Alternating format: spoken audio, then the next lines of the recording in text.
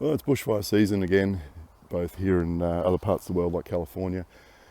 And the one thing that people don't want to seem to talk about is fuel loads. Now, I'm in Kings Park at the moment, and I'm going to have a look at 3 areas today where they've got varying levels of fuel loads.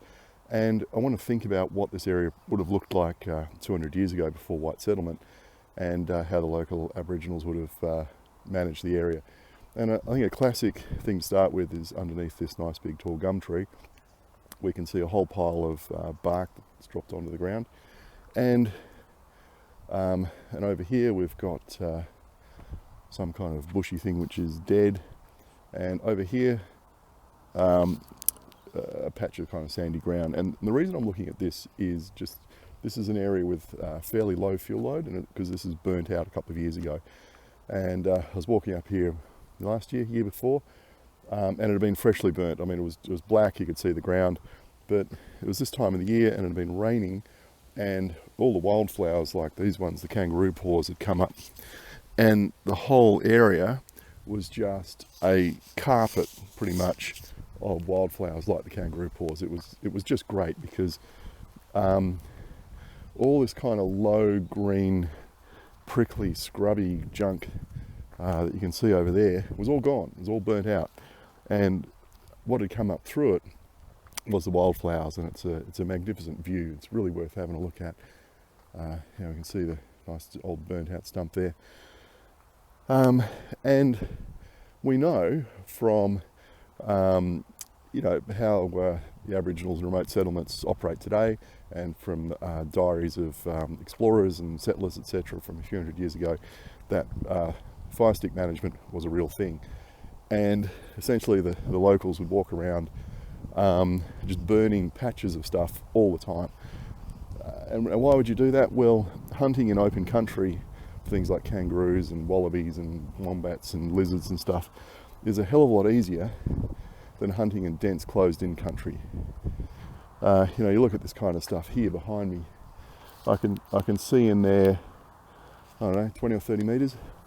You couldn't spear anything except at close range. You couldn't use a boomerang because it'll just get hung up in the trees.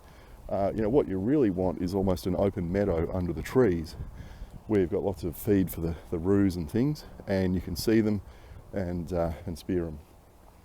Now, what was I going on about that bark back there under the tree? Well, you've gone and caught yourself dinner in your territory. You got yourself a wallaby or a nice big lizard from, a goanna from under one of these trees. And how are you going to eat it? Well, you got to cook it, don't you? And what are you going to do? How are you going to cook it? Well, you're going to send the kids out, and probably the women, and every single bit of dry stuff, is going to get picked up and used for tinder.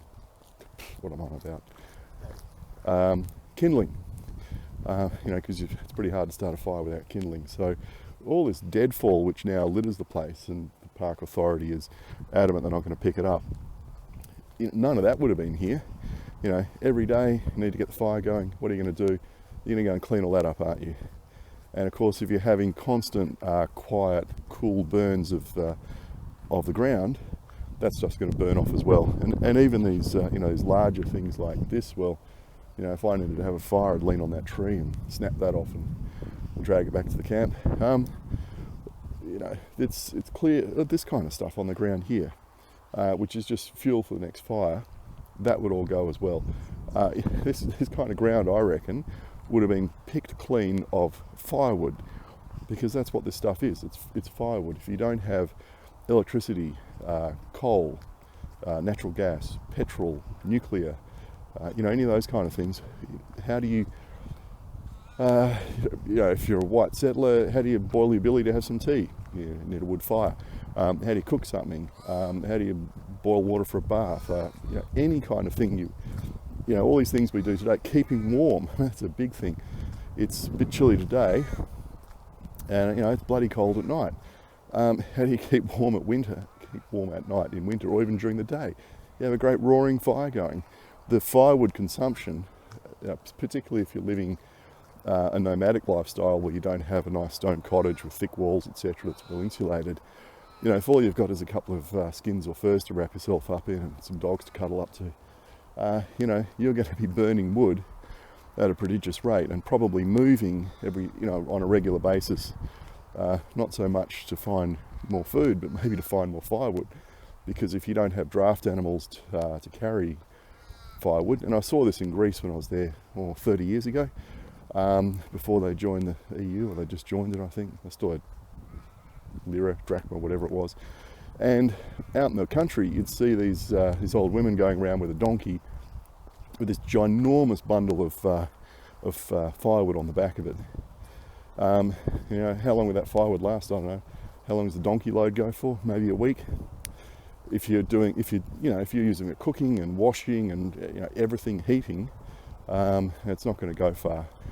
People that have potbelly stoves, where all they're using firewood for these days is heating a room in a potbelly stove, you know what it's like. You have a trailer of half a ton or a ton of firewood delivered on a regular basis through winter, and that's just for heating your room. Imagine if you also had to use firewood for all your cooking, and heating other rooms as well, and just you'd go through a lot of it. And I remember seeing many years ago this show about one of these reality TV shows about, I think, some families that were out in Montana reliving the wagon trail thing, and they had to cut firewood for winter.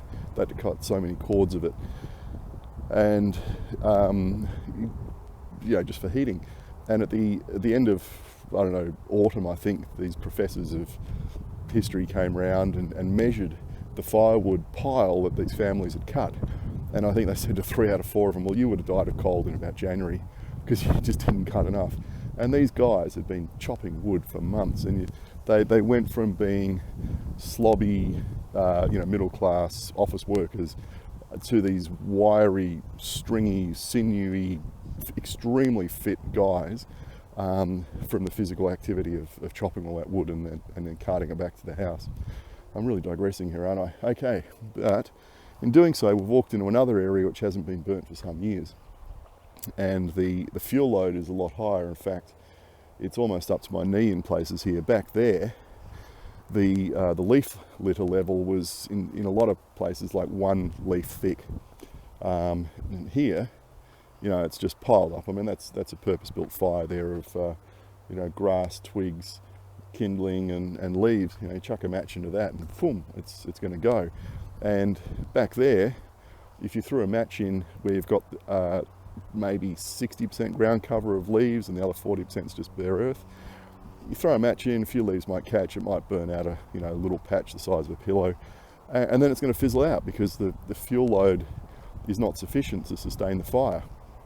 And if you see what Aboriginals do today, when they're out in the settlements and stuff, in the communities, and they go for a walk through the bush, they'll be walking along here going, yeah, match, match, match, getting the lighter out and just burning patches, maybe the size of this patch here would, it'd burn and then it would fizzle out because it runs out of fuel. And if you're doing that day after day, everywhere you go, and there's just all these little patches getting burnt, you never get this kind of wild growth, which when it does go up with a lightning strike or something, it just goes kaboom. Of course, the other thing with those cool fires is they kill off all the saplings. And so what you don't get is tall trees where the crown is well above where a cool fire could possibly reach. You have all these intermediate trees, and if a fire gets into them, it's then a method of where the fire can jump up into the crown, and you're getting crown fires, which then become super hot, pretty much uncontrollable, and they go off like an atomic bomb. Now if we come to this area here, we have a look at the leaf litter. It's wet because it's been raining for a week, but if I scratch away at this, I can't see the ground anywhere, and that's, I don't know, at least that thick, I guess. And being nice leafy stuff where you've got flat surface of fuel and oxygen can get out from both sides, it's going to burn really nicely, isn't it? As opposed to, well, if you've ever tried to burn a tree like this, okay, it's covered in bark. Well, if you ever tried to actually set fire to bark on a tree, it's really hard, and well, unless you've got a lot of petrol or maybe napalm, it's almost impossible to do. And having burnt quite a few fallen trees, or helped burn them on farms, it's actually hard work getting a tree that's been lying there for years and dried out to light and burn down to ash. You actually have to work at it to keep, adding fuel to the fire to get it burning. And even then, you might only find part of it burns, and you've got to bulldoze it up and set fire to it again to burn the rest of it. It takes a considerable amount of energy to get a fire going. Where was I going with all this? Anyway, so the what do they call themselves? The Botanic Gardens Park Authority these days seems to be adamant that they don't want to manage the park using fire, probably because all the residents around here scream blue murder anytime there's a bit of smoke to disturb them. But this is completely unnatural. I don't know when the Aboriginals arrived in this part of the world. We were actually talking about this last night at a party about, when you're coming down from New Guinea and coming down through Cape York, etc., down Queensland and New South Wales. That happened reasonably quickly, but how long did it take to spread over to WA? Well, anyway, let's say it's 10, 20,000 years. For that period of time, this would have been managed through fire stick management. And that's how this ecosystem, the ecology, whatever, has developed. It's developed around fire. And, white fellas have come along in 1829 and kind of stopped that. And, we have the bloody fire disasters today that are a result of that. Particularly, the going away from the cool burns, the bans on collecting of firewood. I mean, firewood is fuel. You can either burn it in your fireplace where it keeps you nice and warm, or you can burn it out here where it just cooks everything, and it becomes an extremely hot burn. What don't people understand about fuel loads and the impact of fuel loads on fire intensity? I don't get it. Even things like this old dead tree here. That's going to be perfect fuel for the next fire that comes through. Why aren't they chainsawing that and flogging off the firewood? And of course the answer is, well, birds nest in them or something like that. Same with a bit of deadfall like that. It's probably got snakes and lizards and beetles and things underneath it. Yeah, and so we've got to leave that there because lizards live underneath it. Well, what do you think the local tribe did when they're in this area and they needed something to eat? You go and roll the log over and there's dinner. This idea that somehow the lizards have lived undisturbed under these logs for the last 10,000 years strikes me as just a denial of nature, and a denial of reality. And there was something. What else was I thinking about?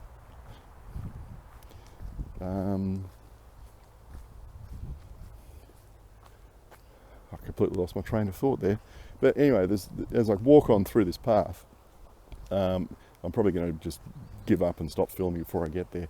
There's an area where you can't actually see more than an arm's length off the path because it's grown up so much.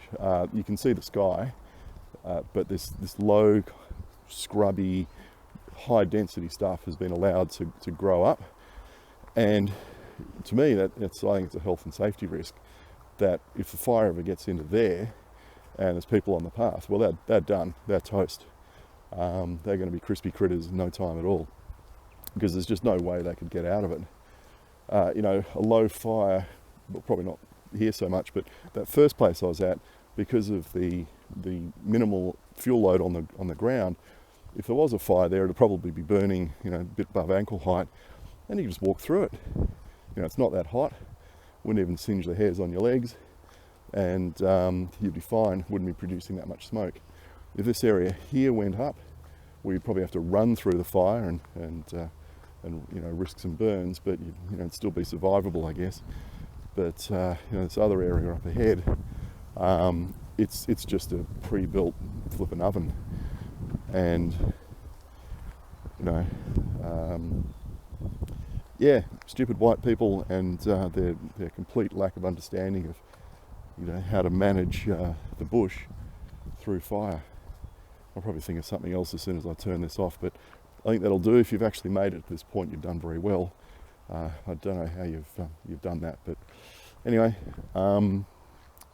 that's it.